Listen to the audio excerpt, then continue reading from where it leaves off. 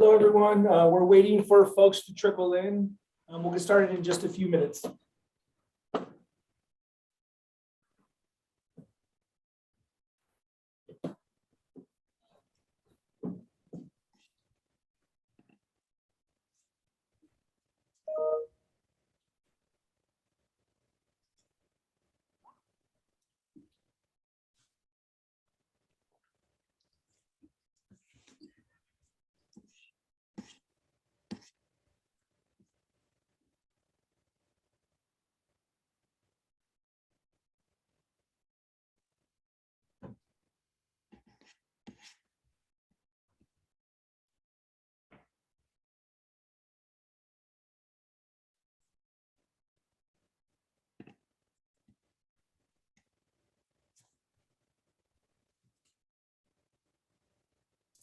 Hey, Shamel, welcome. Seems like you know everyone. And how you're at.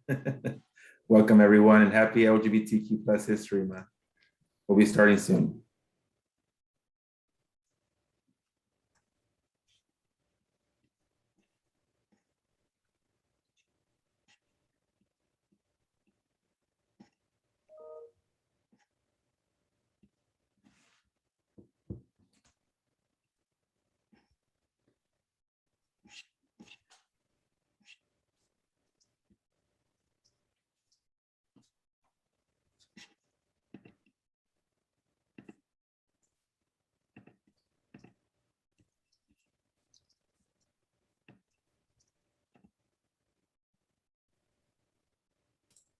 Miguel, ready to go? Yeah, cool.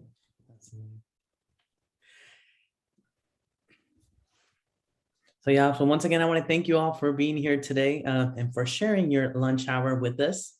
Fresno State and the Stanislaus State Mental Test Initiative are excited to introduce our virtual collaboration in highlighting the stories of men, traditionally underserved men in the CSU system. We hope that today you all walked away with some inspirational and connections to lived experiences throughout our panelists. Before we jump in today's program, I would like to acknowledge the land in which each of our campuses resides on. Miguel, would you mind introducing the land acknowledgement for Stanislaus State? Thank you, Alejandro. Hello, everyone. Thank you all for joining us today. My name is Miguel Jimenez. I use pronouns he, him, his. I'm the program coordinator for the Male Success Initiative at Stanislaus State, which is in the Central Valley of California. We want to formally and with great respect acknowledge that we are on the traditional lands of the Yokuts Nation. Our campus, Stanislaus State, is built on the unceded ancestral lands of these indigenous tribes.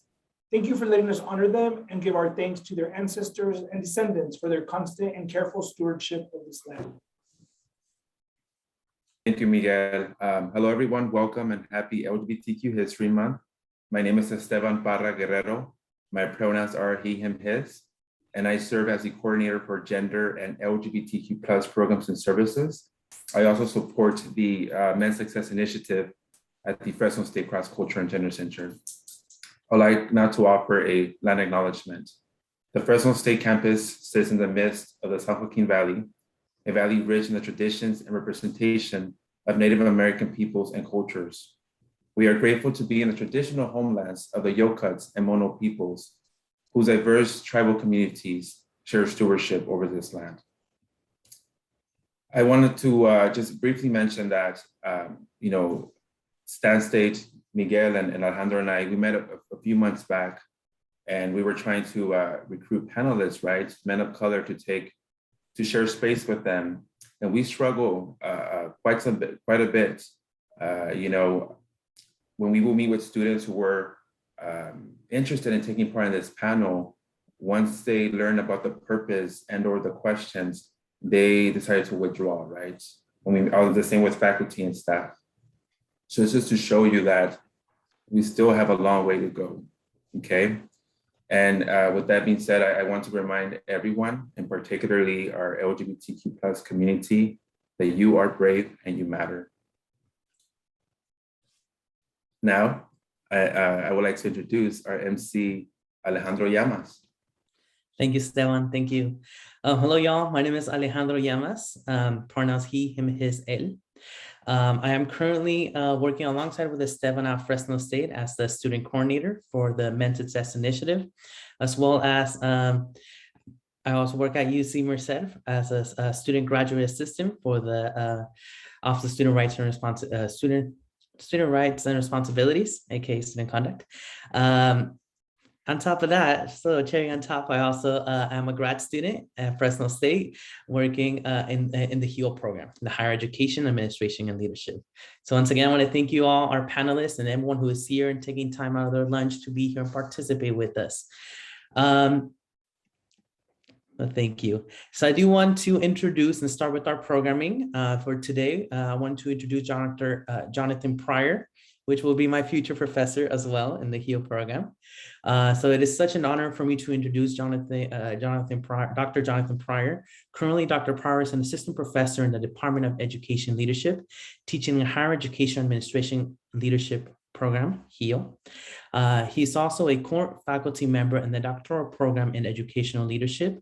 Dr. Pryor's scholarship primarily explores topics related to LGBTQ+ equity in higher education, the field of LGBTQ+ in student affairs, leadership in education, campus climate, the experiences LGBTQ+ college students. His research has been published in numerous in different places, scholarly and professional journals, including the Journal of Diversity in Higher Education, Journal of College and Student Development, the Journal of Student Affairs Research and Practice, and the Journal of LGBTQ Youth. So before I give the mic to Dr. Pryor, I do want to mention that we will have some time for a Q&A, some questions that you all might have at the end of his presentation. So without any further ado, once again, it was such an honor to present Dr. Pryor. Thank you very much, Alejandro. I look forward to working with you. I hope the first semester in HEAL has been going well. I am going to share my screen so folks can see some of the slides that I'll be working with. So good afternoon, everyone. I'm so glad that you can be here, and thank you again for that kind introduction. Before we begin, I'd like to thank the Fresno State Cross-Cultural and Gender Center and the Fresno State and Stanislaus State Men's Success Initiatives for hosting this dialogue today. I'm grateful for the opportunity to provide a brief introduction before our panelists share their experiences as members of the broader LGBTQ+ community. My hope for this conversation is just to provide a snapshot of some points in LGBTQ+ history, as much as is possible, like within a 15 to 20 minute time frame. So let me share some goals that I have for our conversations today. First, I want to begin with some assumptions. LGBTQ history is vast and transcends cultures, regions, identities, and time. So the few aspects of our history that we discuss can't be fully exhaustive within this short time frame today. We know LGBTQ+ activism didn't start with the Stonewall Uprising, although it certainly serves as a pivotal moment in our collective storytelling. We also know LGBTQ history in a US context is often told through the lens of whiteness and cisgender queer experiences. We have come to know, and as we will discuss, the contributions of people of color and trans people has been essential toward the progress the LGBTQ community has made over the last several decades. Given these limitations, though, I invite you to share moments, individual figures, and any resources in the chat so others can leave with some good homework worth exploring today. I recognize I'm not going to capture everything that is of importance, and also recognize that we have experts who are in this conversation today. So I want you to feel free to share any points that you would like others to know about as we continue through this discussion. So I want to situate my dialogue around three themes. Firstly, the history of homosexuality as a category is intrinsically connected to assumptions about gender. Some of what I'll visit with today shows how historically connected gay and lesbian experiences are to early experiences of what we may now understand as trans experiences. Second, I want to touch on some historical moments and figures, particularly men of color, who have contributed to the richness of our LGBTQ history. And lastly, I can't help but note how higher education has been a space for activism and change, particularly the role of students in advancing LGBTQ equity within colleges and universities. Before we do this, I want to briefly share a little bit about who I am and what brought me to this space. As a white gay queer man from Kansas, growing up in small town Kansas at that, I experienced the highs and lows of being queer in the rural Midwest. I was privileged in coming from an accepting queer family, but challenged by my small hometown life to move away to the state university where I understood queer folks were more likely to be accepted.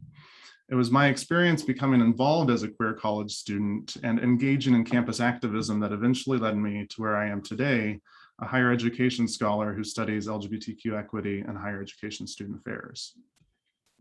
So when I think about my experiences in relationship to this conversation today, I definitely experienced the assumptions and macro and microaggressions related to my gender and my sexuality. I'm rarely comfortable in spaces that are defined by masculinity, partially because I was always told in some ways that I didn't belong in these spaces. The way that I talk, the way that I move was not the same as my 3 older brothers. So for me, when I consider the history of the LGBTQ plus community, the first thing that stands out is the way the very classification of homosexuality was connected to gender and gender expression. So historically, we know that people have engaged in same gender behavior for millennia, and that same gender relationships, other forms of gender expression and transgression have existed across time and cultures. We could dive into multiple aspects here, but I want to pick up with how sexual identity eventually came to be, as our current conception of homosexuality as an identity that we hold is a relatively new concept. Historian John D'Amelio asserts that modern gay and lesbian communities weren't possible until the rise of the large industrial city and the working class communities that came with such advancements in the mid-19th century. So folks leaving behind rural, tight-knit, deeply religious communities for work in larger cities allowed for opportunities to explore more erotic desires, particularly among men. It also wasn't until the 19th century that we began seeing labels placed upon same-gender attraction, with the term homosexual coined in 1869, eventually becoming a widely accepted term to describe someone's sexual orientation. As a side note, we know that the term homosexual is not how we would typically refer to people. So I encourage you to check out your campus's LGBT safe zone trainings that kind of allow some conversation for terminology. But I think it's important to acknowledge the use of language around this time. And that was a term that obviously still sticks with us today over 140 years later. So although this is the initial start to classifying sexual identity, this categorization of homosexuality was deeply connected to assumptions about gender. And while today we understand our sexuality and our gender identity are distinct identities, early responses to one's sexuality or their ability to transgress gender were seen as interchangeable. Historian Susan Stryker noted in her book, Transgender History, throughout the second half of the 19th century and the first half of the 20th century, homosexual desire and gender variance were often closely associated. One common way of thinking about homosexuality back then was as gender inversion, in which a man who was attracted to men was thought to be acting like a woman, and a woman who desired women was considered to be acting like a man. I bring this up to demonstrate a connection to our discussion today as we think about men's success in the role of masculinity in our culture related to homosexuality. Being gay, queer, transgressing gender has not historically been accepted in masculine spaces. Today, queer and trans men continue to experience harm and are told that we are not men, and are frequently questioned about our placement in more masculine environments, such as sports, locker rooms, and other heteromasculine spaces. This, of course, shows up for trans folks too, their role in sports, access to restrooms, and participation in campus programs like Greek life. Of course, this is further compounded then when you consider the intersections of race and other cultural identities. So while we can see how toxic masculinity plays out in front of us, it most certainly is grounded in homophobia and sexism. So these ideas of gender inversion seem so antiquated now, but it gives an explanation for many of the microaggressions and assumptions we still navigate today. Because of heteronormativity, society couldn't see beyond the binaries of gender and sexuality. Thus, we had to be in the wrong body or the wrong state of mind simply because of who we are. And while we certainly know this isn't the case, during this time, we began seeing more occurrences of people who did transgress gender and the subsequent policing of how people could represent their gender in public. Stryker also noted the numerous municipality laws that began surfacing that prohibited cross-dressing, dating to as early as 1849 in Ohio. So why would such a law be necessary during this time? Clearly, there warranted enough occurrences of people transgressing gender by publicly wearing clothes deemed for the other gender, which resulted in arrests and fines for these behaviors, many of which were not just targeting people participating in what we might think of as the performance of drag, as we would see later in the 20th century, but also those living their everyday life. So this era then began not only witnessing the social conditions of urban city life, allowing for LGBTQ people to exist, it also saw the emergence of society and the medical community begin to seek to address these problems. Most of all, though, I think this period illustrates early examples of how communities began forming around the identities that we know today.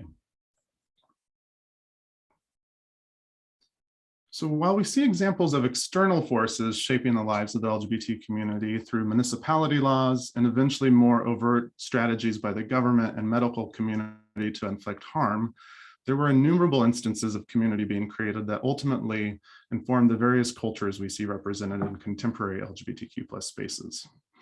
The Harlem Renaissance, the literary and artistic movement which saw the rise of celebrated works by Black artists and writers, witnessed the emergence of several LGBT figures of the period.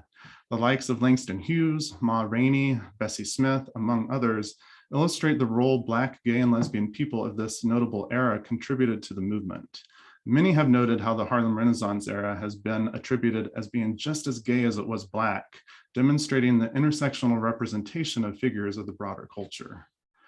One of the notable events of the time, the Hamilton Lodge Ball, started in the early 1920s and became a highly popular space for the LGBT community, noteworthy for its cross-dressing extravaganzas.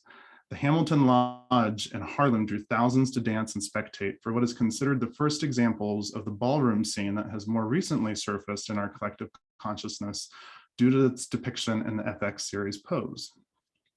The Hamilton Lodge Ball opened the door to a more celebratory venue that served as a foundation for ball culture that reemerged in popularity in the 60s, 70s, and 80s. As we have witnessed LGBTQ people emerge from the art scene, we also witnessed figures who took on the work within politics. Julio Saria was a political activist out of San Francisco who became the first openly gay candidate to run for public office in 1961. Although he didn't win his election, his candidacy demonstrated the potential power of a gay voting bloc in San Francisco, certainly paving a way for the more popularized Harvey Milk over 12 years later. Although a political career was not his primary ventures, Saria understood the voting power potential of gay and lesbian community in San Francisco and proved so by his candidacy. Today, political candidates certainly understand the value of the LGBT community voting bloc, and we now have examples of LGBTQ+ political leaders in positions across the local, state, and federal levels. Perhaps one of Saria's more notable successes was his work as a drag performer, dating back to early performances in the late 1950s at the Black Cat Cafe in San Francisco. This eventually led him to becoming a founder of the International Imperial Court System, which is one of the oldest LGBTQ organizations in the world, for which we have a chapter here in Fresno for our local Fresnans. Another notable figure, although his primary contributions were not specifically to the gay community in his earlier parts of his career, mostly due to the homophobia he experienced, was the work of Bayard Rustin. Rustin was a notable civil rights activist who often worked behind the scenes organizing alongside MLK and other Black civil rights leaders. While he wasn't really front and center himself, his contribution to the Black civil rights movement certainly were. One of his notable contributions was his role in organizing the 1963 March on Washington. And his sexuality wasn't a secret either, which also had an impact on the way he was treated and respected in the movement. But it wasn't until the 1980s that he became more vocal about gay rights before his death in 1987. LGBTQ historian John D'Amelio said of Rustin, "If Rustin had been lost in the shadows of history, it is at least in part because he was a gay man in an era when the stigma attached to this was unrelieved. In the mid-20th century, every state criminalized homosexual behavior. Gay men could be, and commonly were, arrested for touching hands in a bar, for asking another man to spend the night, and for doing in parked cars and secluded places what young heterosexuals did all the time." D'Amelio also noted, The neglect of Rustin is tragic because he is a vitally important historical character and deserved a place in our national memory as one of the key figures of his time. So although I only named 2 figures here, similar to how D'Amelio reminds us of the erasure of Rustin, often erased are the contributions of so many other Black, Indigenous, and people of color's experience in the broader LGBTQ+ community. The contributions of queer and trans people of color to our society, both in and out of the broader LGBTQ+ community, are endless. From Miss Major, Gloria Anzaldúa, Audre Lorde, James Baldwin, Sylvia Rivera, and Marsha P. Johnson, just to name a few. The latter of these names, which deserve credit for their work in New York and involvement around the Stonewall Uprising that spanned 2 nights in New York's Greenwich Village. All these figures are often stories that go untold, and it's important for us then to continue to uncover these stories and share their work and successes with others in the community. Although other forms of resistance have been documented as police raids and violence weren't anything new at the time, Stonewall is credited with launching the modern LGBTQ rights movement. Recognized by President Obama for its significance alongside historical moments like Selma and Seneca Falls, most Pride celebrations fall in the summer months, as is recognition of the resistance mostly queer and trans communities of color, drag queens, and street kids put forward on June 28, 1969 at the Stonewall Inn. The last area I'd like to emphasize highlights the role of students toward creating change. There are countless activists who over the years have contributed considerably to LGBTQ+ causes across the country, and they have often shown up at colleges and universities for generations. Although I centered this reflection around LGBTQ+ activism that proliferated mostly after the Stonewall era, college and university life had served a similar platform for gay and lesbian life, much in the same way that D'Amelio asserted cities and urban environments contributed to gay and lesbian people finding one another. In 1897, British psychologist Havelock Ellis warned of the dangers of sending a young woman to college, for it was the great breeding ground of lesbianism. So although we know colleges and universities at the time to be primarily accessible to wealthy white people, documentation of gay and lesbian student experiences has existed for nearly 2 centuries. Yet organizing for gay and lesbian students only emerged in the mid-20th century. The 1960s was, of course, a fertile time for student organizing, particularly for Black civil rights, the feminist movement, and anti-war movements that were emerging. The first LGBTQ+ student organization began at Columbia University in New York in 1967 and was then known as the Student Homophile League. Simultaneously, the civil rights and counterculture movements of the 1960s inspired other gay liberation organizations to emerge at campuses in all parts of the country, spanning from Georgia to Kansas to Minnesota and California. Student voices were paving a way for LGBTQ progress, both on and off campuses. However, many campuses weren't ready to accept these student organizations.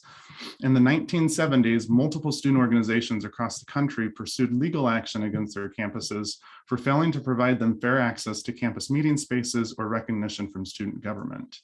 It was engaged student leadership and activists who had largely been responsible for the growth of institutional LGBTQ program spaces. Yet, unfortunately, campuses often remain unwelcoming to the broader LGBTQ+ community.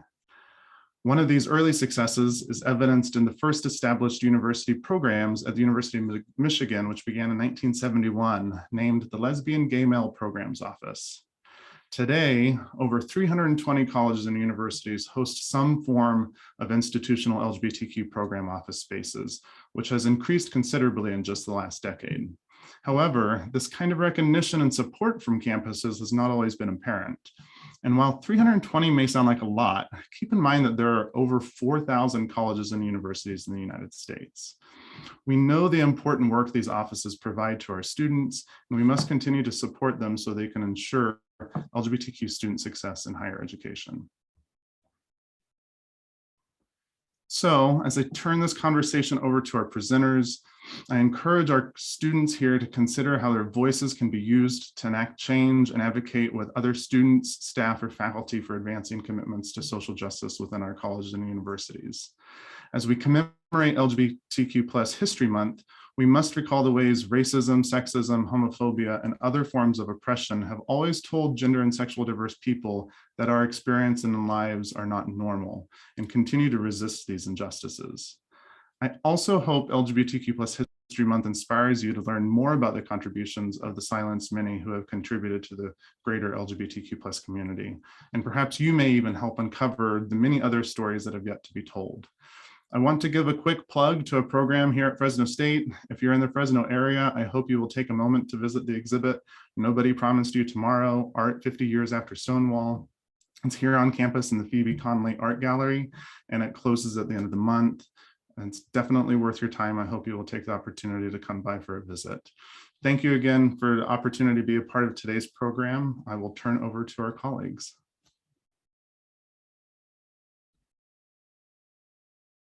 Thank you, Dr. Pryor. I truly appreciate your time. Now, this is a perfect opportunity to open it for questions for Dr. Pryor. And definitely use the chat if you'll have any questions.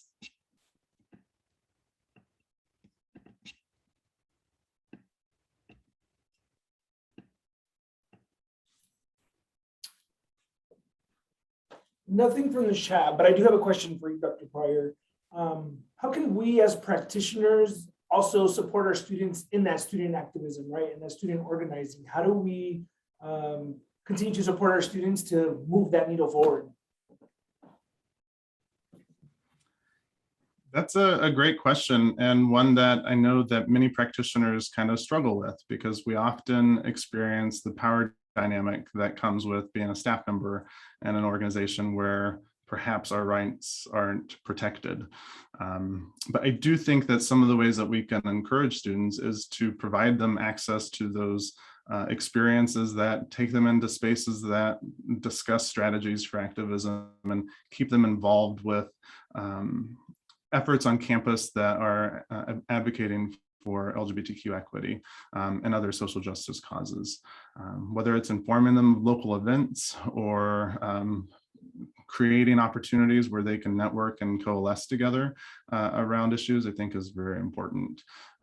But it's a difficult thing to balance as a staff member, because I knew that life well in my prior time working in student affairs. So I recognize that it looks different for others. But I would also invite folks who have suggestions to drop some suggestions in the chat too.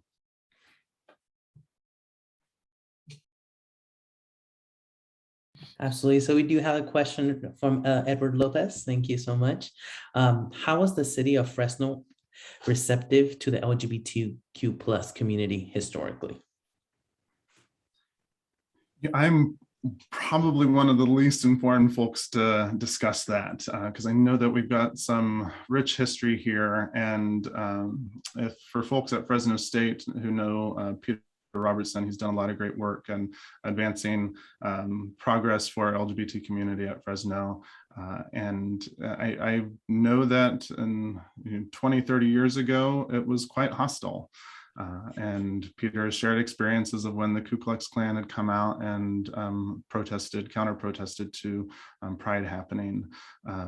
So Fresno certainly has a rich history, and it hasn't always been affirming, but we're also seeing a lot of positive growth. And I'd give acknowledgement over to Esteban and our colleagues in the Cross-Cultural Gender Center, and Peter and his work with the Rainbow Alumni Network, and engaging the community to improve life for our LGBTQ+ community here. I know that it's this summer we had a lot of great successes with the Pride flag being flown at City Hall, at Fresno City campus, and then of course here at Fresno State. But just down the road, our friends and peers in Kingsburg, California, were experiencing different forms of hostilities and not that kind of acceptance that we saw. So history has been challenging, and there are some other folks who might build a better share than I can, but it has been really affirming to see how Fresno State and other neighbors have been more affirming for the community. Absolutely, thank you. So we do have another question for you, Dr. Pryor. How can we advocate on our campuses that don't have institutional LGBTQ+ queer centers? This is a challenge for folks, especially for faculty and staff, because you're already burdened with the labor that you're probably hired to do on your campus. But one of the ways that we've seen success in higher education for the betterment of LGBT folks have been those people who have come together on their own time to advocate for expansion of campus services, expansion of policies that support and affirm our LGBTQ plus students. And so I would encourage finding ways that you might be able to establish either formal or informal networks of colleagues on campus or students on campus to start to create community around, and then identify what needs to be accomplished to and improve the campus climate for faculty, staff, and students. And because unfortunately, once you have a center, that doesn't mean everything is solved, right? And then some of the challenge becomes that that center in space is expected to carry all the labor for that work, which isn't feasible. One of the things we have to do as higher education leaders is ensure that diversity and equity work is embedded in all facets of our institution. And we can't just expect a diversity center is going to solve the problems that we see on campus. But certainly as our resources are limited, if there are ways of fostering community with one another, that can lead to some fruitful changes for your students, faculty, and staff. Absolutely. Absolutely. Thank you. Thank you. Thank you. And in the chat, people are really commenting about the art gallery that Dr. Pryor talked about. So I encourage you all to definitely check it out. That's fantastic. So we do have another question for you, Dr. Pryor. The Central Valley from Stanislaus to Bakersfield still needs a lot of work around social justice. How do we continue to amplify voices of the marginalized LGBTQ plus community? This is where our communities need to come together. And I know that there's a lot of great work happening here in Fresno. Visalia's this Center Project, or someone correct me if I'm misremembering Visalia's work that is happening there around the LGBTQ community. And some of this can also be accomplished by our institutions carrying some of that work and leading our communities around this, because oftentimes our institutions are the center of the city, and we have some leverage there. But the more that we can collaborate and work with one another and support other communities, I think is essential. And one of the ways that I feel like it's shown up as I've observed, because I've noticed how how terrible it was, what was been happening in Kingsburg. It's been refreshing to see how the other communities have come to show up and support. So not leaving one small city behind just because it's not within our 5-mile radius. So continue to organize and create space for one another and show up for one another. Absolutely. Absolutely. Thank you. So, Dr. Pryor, thank you for providing a historical understanding on as why we celebrate LGBTQ History Month. It's important for us to understand the struggle of those before us so that we can continue moving the needle forward and making the world a more equitable place. Once again, thank you, Dr. Pryor. So in this next segment of our event, we will have the opportunity to hear from brilliant individuals who are currently students, staff, alumni, faculty from Fresno State and Stanislaus State. We have come up with some questions for each panelist we will have the opportunity to discuss. I would like to introduce our panelists. I'm super excited. Dr. Daniel Sojinda, who is a professor of teacher, educational, and liberal studies at Stanislaus State. Eric Ebert, graduate student at Fresno State in the Student Affairs of College Counseling Program. Thank you, Eric. Enrique Guzman, an alumni of Fresno State, who now serves as the interim director of student involvement at the University of California, Merced. And Ben Nering, a graduate student at Fresno State in the history department. Once again, thank you all for being here. Thank you all for participating in this panel. As a reminder for you all, we will have some Q&A questions at the end of our of our discussion panel. So we really hope that y'all hold your questions until the end. Starting off with our first question for all our panelists. It'll go like this. Coming out is an ongoing journey. For example, coming out to your family, extended family, friends, work, new job opportunities, social media, and so on. What has been rewarding or challenging about coming out? How has this affected your leadership? And how do you approach your work? I will definitely start off with Dr. Daniel Sujinda. Great. So thank you. Thank you for having me. My journey has been interesting, at least from a career standpoint, from wanting to come out, but being told not to, and then to purposefully coming out as a way to enter into certain spaces that I may have not had access to otherwise. So I'm a teacher educator, and when you're a teacher educator, you usually start your career as a teacher. So I was a teacher for many years. And I remember when I first got my my credential, my very first job was at a school in Fontana Unified School District. And I was really excited in that first day of class. And around that time, it was like 2003. It was when gay marriage in California was sort of being debated. And my neighbor, like the teacher in the classroom next to me, gave me a petition to sign and said, here, can you sign this? It's showing that you are against the gay marriage. Isn't it disgusting that gay people want to get married? And that was my very first day of teaching at that school. So basically telling me that I couldn't come out, right, at that school or ever come out as a teacher in the first place. Similar to that, I think even when I became a professor later on 2 different instances, I've had other professors and an administrator tell me to never come out in higher ed, and that it could sort of be a career destroyer.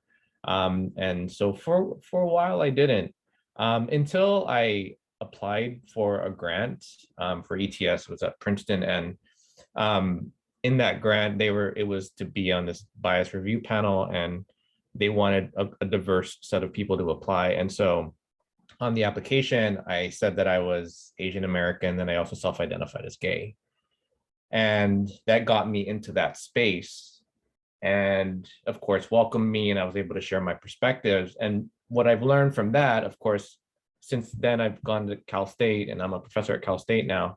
But I've learned that by sort of coming out purposefully and letting people know that I'm gay, but I'm also a gay person of color, has actually allowed me to enter into certain policy spaces. It's giving me a seat at the table because I have this sort of niche, this level of quote unquote diversity that maybe some Asian Americans don't have, and some, gay people like, so I have this unique niche, and I've leveraged that to get into these spaces so that I can disrupt them, right? And sort of go with, whatever ideas that I have. And so it's really been an interesting journey for me in that aspect. Thanks.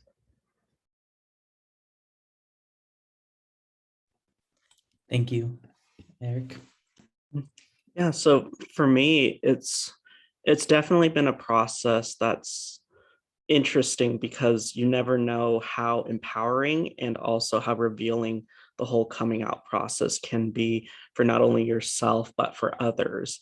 For me, I came out like kind of later than most people to my family and things like that. Not fully accepted at first, but as time goes on, it slowly became more accepting for my family. But outside of that, it has been kind of accepting. I would consider myself lucky when it comes to my experience coming out, when it comes to my work and schooling and social circles. But the thing that really it showed me is that when you start being your true self to your peers, and even to admitting to yourself who you are, it creates a kind of power that you can kind of spread to other people. So I really took my coming out process as a driving force for what I really am passionate about, which is all about student empowerment. And I transformed the whole process into kind of like my view of like, okay, how can I use this example of empowerment to others?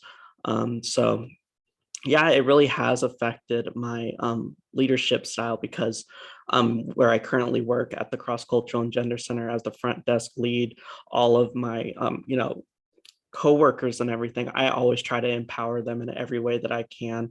And, I always open up myself to them, because it shows that I'm willing to be vulnerable and willing to admit who I am, so that they are more comfortable around me and can successfully do their work along with me just being there. But yeah, I would say that it's been an interesting journey, and I still come out every so often to new people I meet, and not just to show off, just like, oh yeah, this is just a part of me, but it's to also open up the opportunities should they want to reveal anything to me, or gain the confidence to do something that is similar to a coming out experience. Great, thank you, Eric. So I'll share my coming out story. I think for me, it was really, I didn't really have your typical coming out story. For me, it was a given. I guess my family knew. I did sort of feel like I did have to come out in my graduate programs, as well as after I graduated, because I felt like as a student affairs practitioner, I felt that it was only fair that I put myself out there and be vulnerable with my students. So therefore, creating that space for them to be able to ask questions, be able to feel comfortable about being their true authentic self.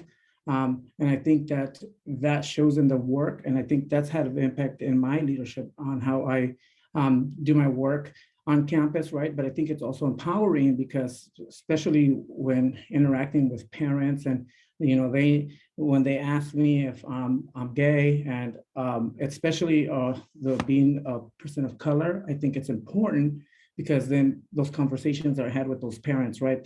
And I think typically parents don't want to have that conversation with their children, but they want to be able to have that support, or be able to ask and feel like they can ask questions without being judged. So I've had the opportunity to sort of really had a lot of empowering conversation with parents on my campus, where parents were really wanting to know how do they support their children, their son, daughter, coming out when the scholar is not really ready to come out, but they want to be able to provide that atmosphere and the environment for them to feel comfortable coming out. So I feel very, very privileged to be able to provide the resources, to be able to provide that space, so that our students, our scholars, have that opportunity to really have those engaging conversations with myself, their parents, with other staff members. And I think for me, it was also empowering, since being a founding staff member, I had the opportunity here on our campus to be able to create, the safe zone trainings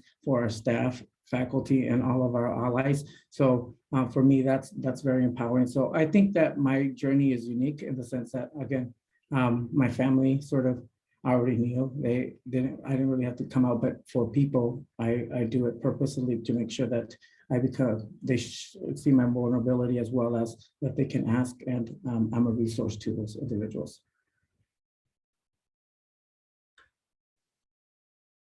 So I'll go next. My coming out journey has been a bit different because I'm trans. My sexuality is typically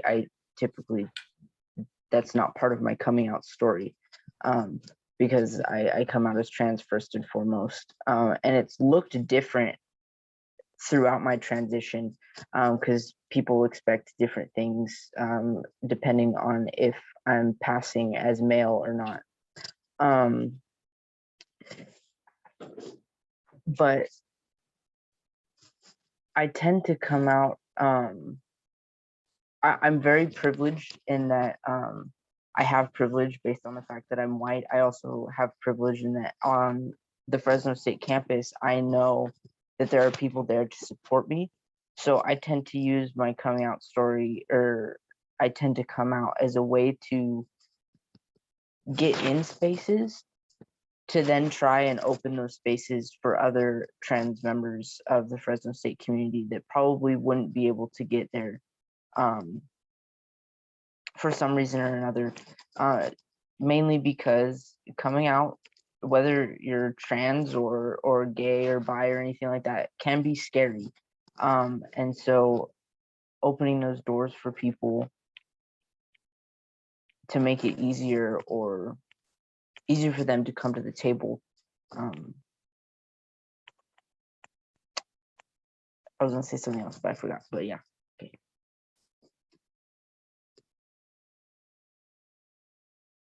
No, absolutely. Thank you all so much for sharing and for really bringing your personal stories and really sharing with this amazing group that we have on the Zoom call today. For this next questions, I'm going to ask this question is targeted for Dr. Sujinda and Eric. So we have made a lot of progress over time. However, we continue to see the effect and misinform individuals. How do you respond to the recent homophobic comments made by rapper The Baby at the music festival in Miami about HIV and its ties to the LGBT community? Well, I think it's terrible, of course. And by making a false claim, and the claim was that people who are positive will die in a couple of weeks, feels a stigma that HIV positive people often experience, right, when it comes to their to being positive. But what it's made me wonder lately around what happened to The Baby and sort of the more current events around Chappelle and Chappelle's sort of Netflix special, is I've wondered if when music artists or like actors make claims like this, if it's different or worse than, say, when the terrible anti-racist, anti-trans, transphobic comments made by Chappelle during the Netflix special. Because when The Baby said it, it wasn't like he was doing a stand-up special.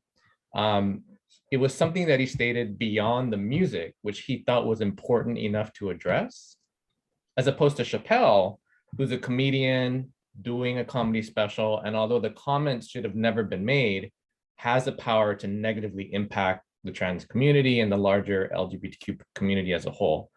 The context is different. A comedian can say something and then step back and say, oh, they were making a joke. They don't necessarily, they can say that they don't believe what they said. And what's interesting is that with Chappelle, you still have, when you look at the conversation now, there are a lot of people that are still defending him, again, because he's a comedian doing a comedy special. With The Baby, you didn't have that degree of support. That support didn't happen with his comments.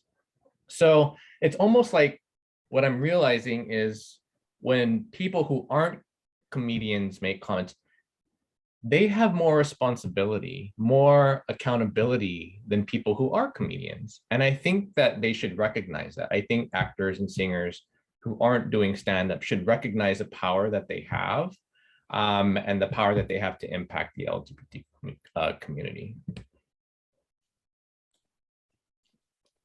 Thank you for your insight, Dr. Sujinda. Honestly, it was very amazing how damaging a statement that was just like, a couple sentence can be for so many people. You wouldn't think in 2021 someone could be so misinformed about HIV and the stigma like against people who have it. It's very damaging in the sense that, if he views it like this and he calls to action, which he asked people to raise their cell phones up as lighters in almost support of it, can show how it can actually reduce access to HIV for marginalized communities. And I know that there has been such a negative relationship between hip hop culture and HIV and LGBTQ plus individuals. So it saddens me to see that someone can just say that and there would be some agreements, and only through a backlash that resulted in a lack of funding and pulling out of events did we receive some sort of an apology, because he did defend his comments for a while until everybody started ganging up on him. And then once that money started to potentially leave, that's when the apology happened, which it shouldn't be like that, because it's just morally wrong to, go at people based on a disease that even in this day of age is not going to kill you, like he insinuated that you have 3 weeks to live. That is just completely unfair, and it's just uneducated, and it saddens me that he had a platform to say anything, and he chose to do that. Absolutely. Well, thank you both for sharing your thoughts and about this horrible situation that happened. So for the next set of questions, for this question, I want to ask Enrique and Ben, what advice would you give to students, faculty, staff, community members who can't or are not ready to express their identities? What helped you navigate this process? Thank you. I think for me, I would say is to go check out and support the communities the community that you belong to. Definitely learn and educate, because I think for me, everything that I'm telling you is what helped me in my process. So I had to learn, right? Like I had to learn more about even though I'm a member of this community, I didn't know it all, right? And people just assume that you know it all. Like people would ask questions and it's like, well, I don't really know. Like, what does that mean? And they're like, well, what do you mean you don't know? Like, you're part of that community. So for me, learning and education is very important. Being open-minded, right? I think it is important that, you look at things through a different lens perspective, right? Have those engaging conversations with people that, and allow some grace for people that don't necessarily are members of our community to be able to ask questions without feeling like they have to be politically correct, right? So for me, it's like, just ask away. Like, don't worry whether you think that question is insulting, but that works for me, right? Because I feel like I'd rather educate you on my terms than it is for you to go out there and try to find information that's not pertainable to me, right? So, and obviously I always like to tell them that I speak on my experience, my behalf. I don't talk on behalf of all LGBTQ plus members of our community, right? So I think that's important, because everybody sort of always tries to put it back on, well, you guys, and it's like, no. Like, don't categorize all of us, right? Like, you need to understand my experience, and this is my experience. I surrounded myself with great mentors. I think that, in the process of this whole coming out, I was able to talk to people, not necessarily a mentor that was gay, but it was some people who were allies, right? People that really support you.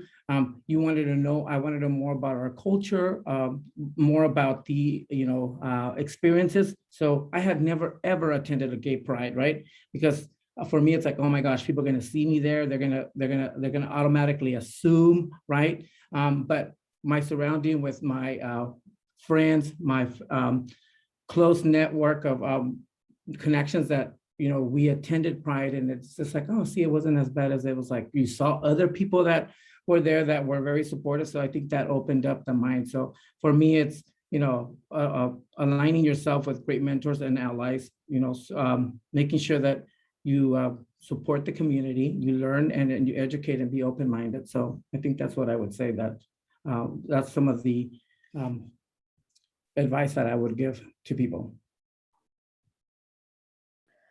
For me, it's actually quite similar. Find people that you can be yourself with.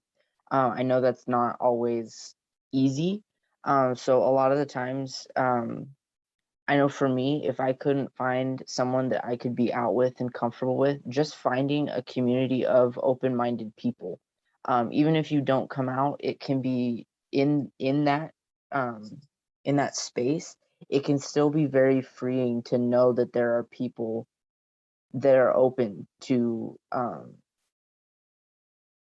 people of the LGBTQ community. A big thing also that I advocate for, which I know is not always possible for everybody, is therapy. I went to a crap ton of therapy all the time. And I know that due to our healthcare system, that's not always possible, but I also know that a lot of campuses, at least in California that I know of, have some form of mental health aspect with their medical services. For me also, it's like when I was introduced, I'm part of I'm a history grad student. I personally found a lot of solace in the fact in looking into history and finding people like me and knowing that I wasn't alone and that this wasn't something, what I was going through isn't new. And so just finding ways to remember that you aren't alone can be very, very helpful, because you aren't alone. There are others like us, others like you out there. You just have to find us, and we're looking. So yeah, that's my advice.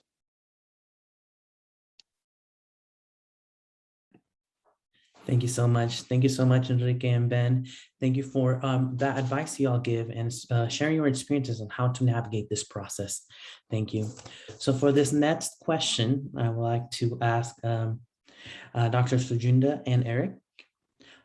Unfortunately, a majority of society functions in a patriarchy, toxic masculinity, and heteronormativity. How can other men become better allies in supporting the LGBTQ plus men and the community? Well, I think that yes, in our larger society, patriarchy, toxic masculinity, and heteronormity functions and exists, but it also continues to exist and is sometimes even magnified within specific racial, ethnic, and religious communities and their culture. Such that even if you have like an institution, like a college or university that has a sudden push to confront toxic masculinity and heteronormativity, which I've actually seen, is happening in some K through 12 schools and at colleges, there are still a lot of people, men in particular, who are tied to their cultural or religious values and beliefs, which might prevent them from being better allies. So like, even if you had a campus that was very visible in supporting their actions towards the LGBTQ plus community, and say they have programming that confronts, toxic masculinity, people at that school still have to go home. And when they go home, they'll still get a different message sometimes. So I guess in answering your question in how men can be better allies, I think that men have to take a closer look at their own communities and see how they can confront these issues first, such that if they're at a community or a religious gathering, if they see something like a practice that is heteronormative, for example, they should call it out and at least get the conversation started. If we really want to dismantle the narratives around the patriarchy and around toxic masculinity and around heteronormativity, we have to, I think, in my opinion, do it both at a large scale, at an institutional or systemic level, but also at a smaller scale in order for that to happen. Yeah. Thank you for that. And it's like very similar to my viewpoint on that too. Something that I really advocate for and tell people who want to make a change, even within the LGBTQ plus community and being an effective ally, is it has to start with yourself. You have to be able to recognize your biases, your misinformation, and like your innate feelings when you think about the LGBTQ plus community and the things that go against it, because, toxic masculinity, heteronormativity, all those like big words, which basically just mean oppression for a lot of LGBTQ plus folks, is something that is kind of prevalent. And sometimes we're not even aware of how much it plays a part in our viewpoints and how we treat one another. So like always in counseling, start it yourself. Once you have a good baseline in understanding and educating in the history of LGBTQ plus and understanding what we go through, that's when we can specifically start making the change of being an effective ally. Specifically for like men in general, you have to kind of look at the things like toxic masculinity, like how can that play a part in negative impact, and how can we flip it to positive masculinity, which kind of goes into privileges and understanding how we can use those privileges as men to promote positive aspects for our LGBTQ plus allies. At the end of the day, we have to start at ourselves as men, see where we are lacking, and then move forward to help those in the LGBTQ plus community once we are able to get a hold of who we are and what we need to change. And then we can start moving forward and being better allies.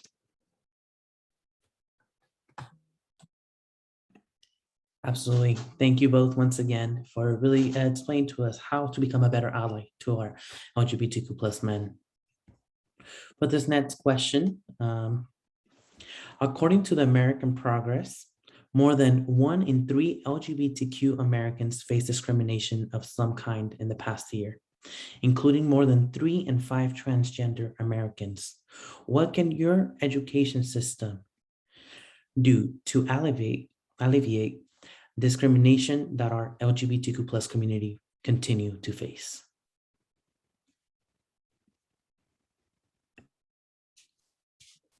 So I think for me, it's, I'll go ahead and answer first. So I think as we continue our progress, right, I think that it's important for our institutions to provide those opportunities for safe zone trainings for all of our students, staff, faculty, be able to provide those safe spaces, the centers where identities are celebrated, where people feel that they belong and they are a part of our community. I think it's also important for people to stand up against discrimination, right? And be that ally and not be a bystander or allow for such things to occur.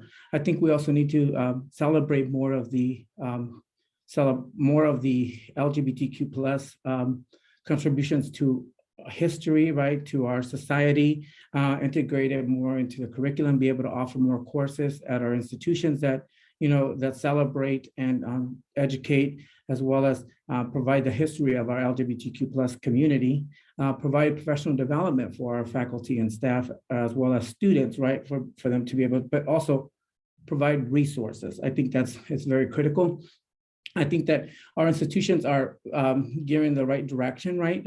Being able to collect sexual orientation and gender identity information that allows for us to be able to address our scholars based on their sexual orientation or desired pronouns, making sure that we have those inclusive policies that are inclusive of all of our members of our community. We also need to encourage to advocate, the health and the counseling centers to be able to provide the necessary resources for our transgender students, LGBT students, and also create equality across our campuses and making sure that, we have the same resources that our other sister campuses have, so that our scholars get the same opportunities, the same resources as everybody else. But I think it's most important is to normalize, right? Celebrate the identities on our campuses, Pride Month, LGBT, right? So that students know that they are part of our community and that they're all welcomed and we are all together in this and that we will, stand for each other. So thank you. So everything I wrote down for how I wanted to answer this question, Enrique basically already said. So first of all, ditto, and then I'll just add a few things. But like honestly, one of the best things education systems can do is educate. A lot of the times, sometimes discrimination. I mean, we do have those very vehement anti-LGBTQ people, but also sometimes discrimination just comes from ignorance. People don't know, and so if we can get education out there and people can learn about LGBTQ plus identities, then I feel that would come a long way. Also touching on what Enrique said about policies, previously when I was an undergrad, I worked at the Cross Cultural and Gender Center where Eric and Alejandro are currently working. And while I was there, I did research into Fresno State and CSU wide policies. And other than the non-discrimination policy that they send out every year, there isn't a lot of policy language protecting LGBTQs, particularly trans students. And And the problem is that while that non-discrimination policy goes a long way, there are systems and policies in place that uphold discrimination within our college campuses. And so something I think that these education systems can do is relook at their policies, update their policies. I mean, I remember coming across policies that haven't been relooked at since 1995. Like if we can look at them and update them, but also relooking at our structures. For example, when I talk about structures, I also mean like something as simple as computer systems, which I know for people who actually work with those computer systems isn't simple. But like a lot of on the Fresno State campus, I'm currently going there now, but while I was an undergrad, I ran into a lot of trouble in that our computer systems aren't communicating with each other. And so trans people will get their name changed, or we have the ability to put our preferred name on things, but sometimes the computer systems aren't communicating with each other. And so our preferred name gets lost and we end up being dead named quite frequently due to the fact that the system is in place that we can't update. Also just, certain places that like financial aid or something where yes, we are supposed to be referred to as, because it's a legal matter, our dead name needs to be brought in if it's still our legal name. And so just trainings put in place for these places that do need to deal with trans people where our legal name does need to be brought up if our legal name is still our dead name. Trainings for those people so that they can understand that the legal name isn't always going to be the name that that person is comfortable with. And so stuff like that. But yeah, so that's what I have to add to that.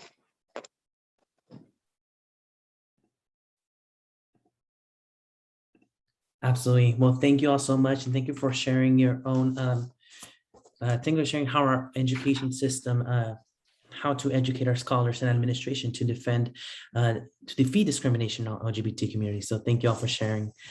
For this next question, I want to ask for all our panelists, how do you navigate your LGBTQ plus identity as a man within the context of cultural expectations, family, and other gender roles? So I'll start. So like many people that are my age that are also Southeast Asian American, I'm Thai American, whose parents came here as immigrants who are about, who came here around the time of the Vietnam War, after the Vietnam War. My parents came here in the 20s. They didn't have any money and they came here because they wanted a better life. And so they had me.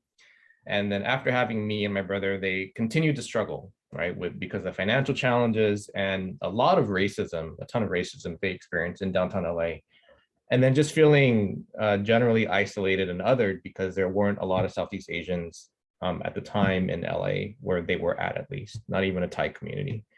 And so it was their goal, right, just to make sure that the kids that they had, when they grow up, they would have a good life, which to them, a good life means a college graduate, makes good money, and has a good stable job. To them, that is all that mattered, was to have that. And everything else is secondary. So relationships, marriage, having kids, etc., all of that was secondary to those first things that I just mentioned. So I'd say that in knowing what was important to them, it's an element of my life that I've always focused on, especially when I was younger, finishing college and getting a good job that was well paying. And as long as I do that, I knew that they would be happy and that they would also, other members in our extended family and even in the Thai American community would be like proud of me.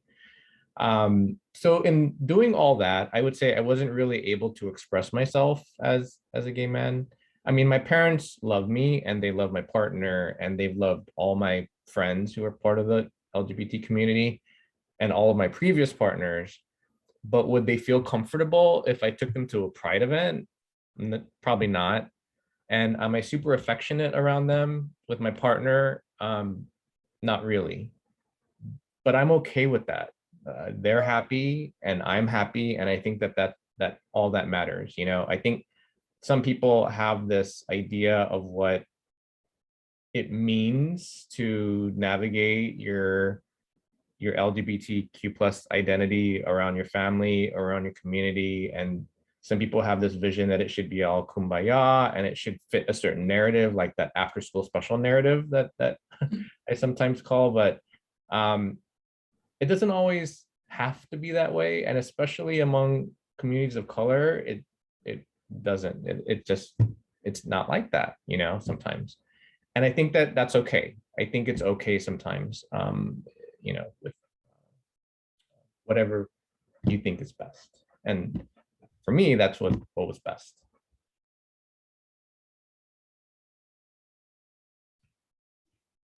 I'll go next. Go I ahead. think- Oh, Sorry. So Eric, go you ahead. go ahead. Oh, okay. So I think, I think we got confused. go, you go I'll ahead. go. Okay, just to keep it.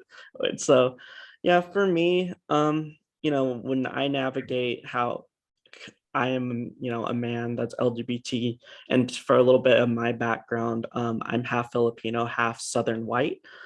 So there is a lot of expectations of being a man in my cultures, and LGBTQ plus people aren't really fit in that kind of, you know, box that my parents kind of expected me to be in. So that kind of, when I mentioned before that it was a journey, it definitely was. I came out, got put back in, time went on, and then I tried to come out again after they asked, and it stuck. So I'm similar in experience with Dr. Sujinda, where my parents love my partner now and like they love me, but it's still an adjustment for them. You know, they still ask things like, oh, what are like, you know, are you the woman in the relationship? Are you the man in the relationship? You know, so that they can have a better understanding that fits within their, you know, heteronormative, cisgender, like things that society puts in relationships. But every moment that I have to like explain to them, you know, it is tiring. At first I was like, why do I have to explain to this? Now I realize that it's more of like, you know, I get the opportunity to do so because they really are trying to understand, which is like a very good first step. So at first I was offended. Now I'm like, okay, you know what, if anybody has to ask, I'm not going to take it as an offensive kind of way. But you know, as I'm navigating this as an LGBTQ plus male, it's good to see that I'm in a place now mentally and just like within my, like, you know, education, where I'm at in society, that I'm able to push my privilege forward. As I said earlier about empowerment, that's all I'm about. So I'm always looking to, you know, use my experience to just move people forward and open up those dialogues and shake up what we find comfortable, because comfortable doesn't always mean right. It's always something to look at. If we're too comfortable, we have to say, like, okay, can we, you know, shake it up and then get to a new comfortable, which I hope in my lifetime, being LGBTQ plus won't be so bad for people out there. And I know that I live in a safe place on Fresno State's campus. I wish that I could be as open as I am here in other places, but that's going to be a battle in the future that I hope that I'll be a part of. Cool. Thank you. I like to ditto exactly what every individual before me has said. So I think for navigating is, I think being a, you know, Mexican American, parents, field workers, right? Like I allow them so much grace because they want to learn, right? So I allow them for them to ask, to, if they want to know something, we let them know, right? So I think for me that's important. Also, I don't. The way I navigate gender roles, I don't really sort of play to societal sort of norms. Like I am, you know, it's like I am who I am, my partner's who he is, and we just be happy, right? So all that matters is for us as family, that we're very close to our families, and at the end of the day, you know, we have each other's backs. So for me, it's important that, they know that when it comes to my cultural expectations, I will follow them to what I can, but to some of them, I just don't agree, and that's okay with that. So I will deal with that as I encounter it. But I think for the other is just, just be happy. And I think for me, it's like, be who you are, be authentic to yourself, and just let it roll. So that's it.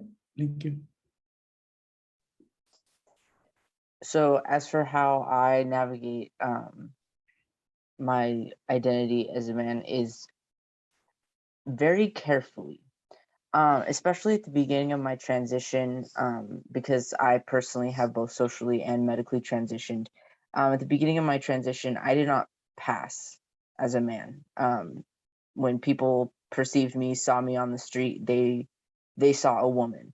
And so a lot of the times my relationship with my masculinity and my identity as a man was having to prove it to other people. And so when I was first transitioning, I really leaned into what I thought a man was supposed to be. So I ended up really leaning into toxic masculinity, all of that stuff to try and prove to everybody who I was. And after a few years, I realized that, like, as long as I was happy with my identity as a man, then I didn't have to prove it to anybody else.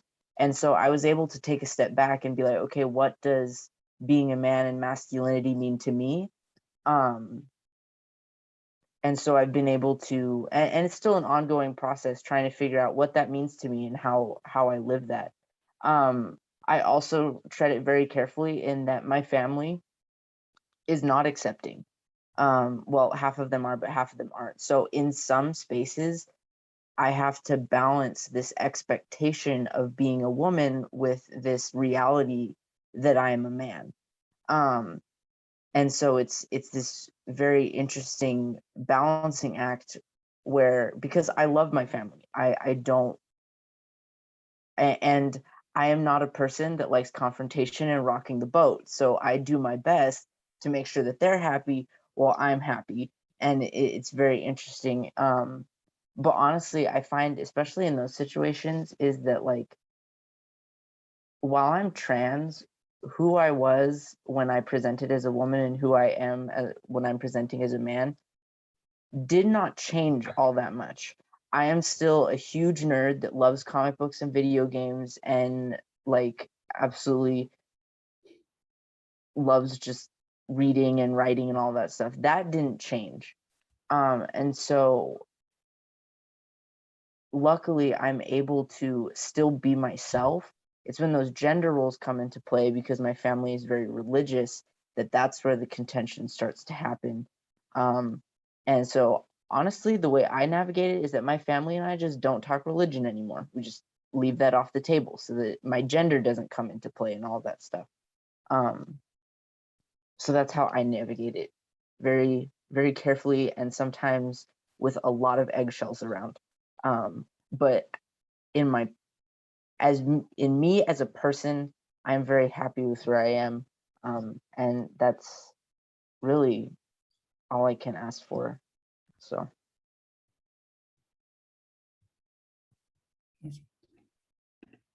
Absolutely. Well, thank you all for sharing how resilient you all are as you navigate your LGBTQ identities. So thank you all. At this moment, I would like to open up if you all to our audience. If anyone has a question, this is a perfect time for you to put it in the chat. We can definitely bring it up to our panelists.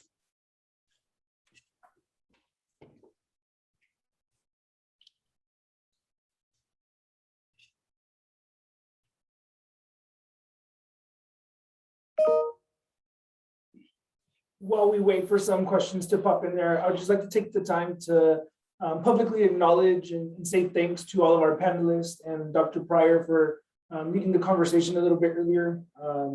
From our respective campuses, we appreciate this. Stan State and Fresno State have been working to provide some space, right? Even if it is virtually for our institutions here in the Central Valley. We believe that highlighting stories and people's lived experiences is great for our students and our staff members and our faculty who join us to hear, just so people know that they're not alone. There's a lot of shared experience out there. There's a lot of opportunity for growth. We have staff members, as students, oftentimes, stick to our bubbles, but I think it's important for us to acknowledge the opportunity to learn from others and others' identities and experiences. So thank you all so much for sharing your lunch hour with us. We really appreciate it. I do see some comments, not questions, expressing some appreciation for vulnerability and sharing stories, and the appreciation from some of our guests today. So thank you.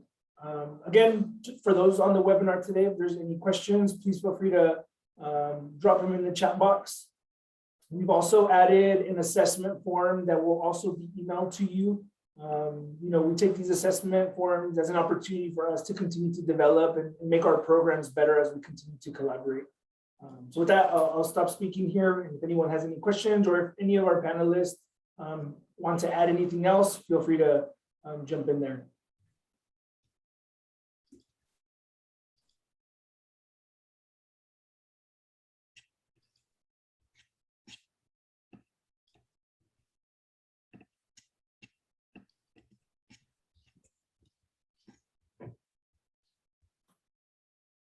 Doesn't look like there's any questions coming in. We appreciate everyone taking the time to join us today. Alejandro, I'll send it back over to you for some closing remarks. No, absolutely. Well, thank you, Miguel. Thank you. Just So Alejandro, a question popped in. Oh, absolutely.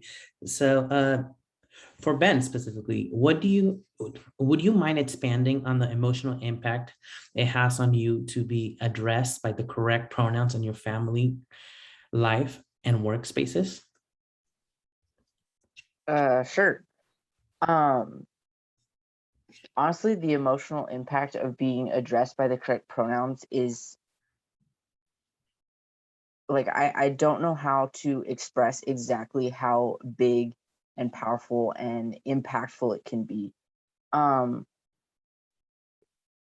There are some days where literally just being misgendered once by accident can knock me sideways, and I'm just out for the rest of the day. I just don't want to deal with people. There are some days like I can deal with it a few more times. But honestly, so a little bit more background about me is that I'm diagnosed with anxiety. I have anxiety. I'm on medication for it. And like I said, I go to therapy, and in talking to my therapist, I realized that when I go home, so I don't live with my parents, but when I go home, my mental health takes a dive because I have to spend those days being called by the wrong pronouns. And it's not just pronouns either. My father introduces me habitually as his daughter. He uses my dead name when addressing me.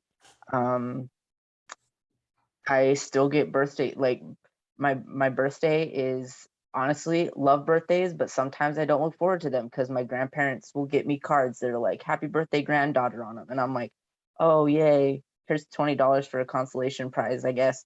But and then I get to come home and be addressed by the correct name and the correct pronouns, and my partner, I get to be called my partner's boyfriend instead of their girlfriend. I get to be addressed correctly, and it honestly is just so freeing. I walk around my parents' house a lot, hunched up, and when we go places, just trying not to be noticed by anybody. When I'm home, I feel like a weight has been lifted off just because I get addressed by the correct pronouns. So honestly, emotional impact of just pronouns is huge, but that also includes other gendered language and names as well. Thanks for the question. No, absolutely, and thank you, Ben, for sharing. As we see, no other question. Well, actually, we do have another question. Someone in the comments said, as a Black man, I've been in spaces where, as a Black man, I've been in spaces where no one really cared to interact with me until I shared that I was gay. It's hurtful. Have any of you experienced a similar situation? Yes. So, I guess I'll just be really open and transparent within higher ed and academia specifically. It's been my experience that there are a lot of white women in academia and in higher ed who just run things. They're in a lot of positions of power. And what I've noticed is that, first off, they allow me to enter spaces where I also have power, where I could sit with them because I'm Asian American. So I think for whatever reason, Asian Americans are seen as just people are more comfortable when it comes to people of color. I feel like Asian Americans are at the spot where people they just see them as less, quote unquote, threatening. Okay. For perhaps the way that Asian Americans have been stereotyped, perhaps because of model minority stereotypes. And so I'll also say that in having that space, and then I start because I study, race and anti-racism, in education and K-12 in particular. And so those are very hot topics. But when I do that, I always preface it with, I'm gay. I let them know that I'm gay, like I said earlier. And I think that in doing that, they've become more accepting of me and more welcoming of me, in knowing that I'm gay and that I'm not straight. And so I'll say that, yes, it is hurtful, but I guess kind of like what I said earlier, in knowing that I've been able to sit at certain tables and enter into certain spaces because of this, I leverage that, and people might not see it as a privilege, but I see it as a privilege because I've been able to impact policy on my campus and in other spaces like government spaces because of those identities. And so I use it to impact other areas that I think impact others, by sort of leveraging that, what I see as privilege.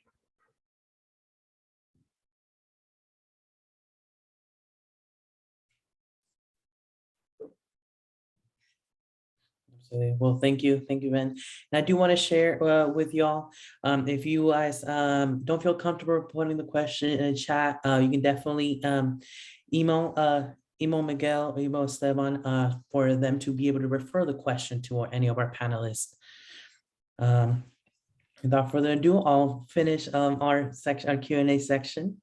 Well, thank you all.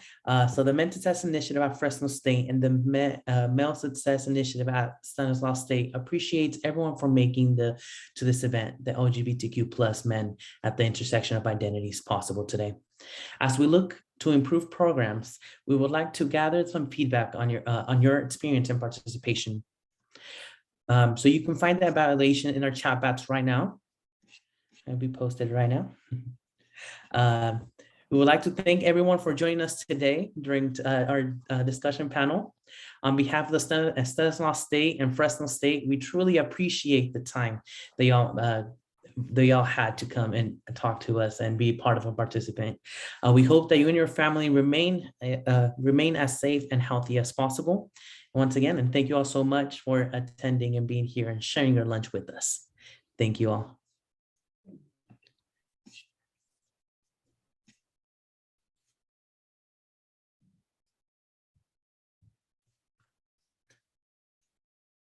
Once again, we will be emailing out our evaluation, so definitely expect an email from us, and we truly appreciate any comments, any any feedback you have. As you all know, evaluations are essential for us to create more programs, for us to be able to develop upon these amazing events. So thank you all so much. Thank you. And thank you for our panelists as well. Thank you all. Thank you all.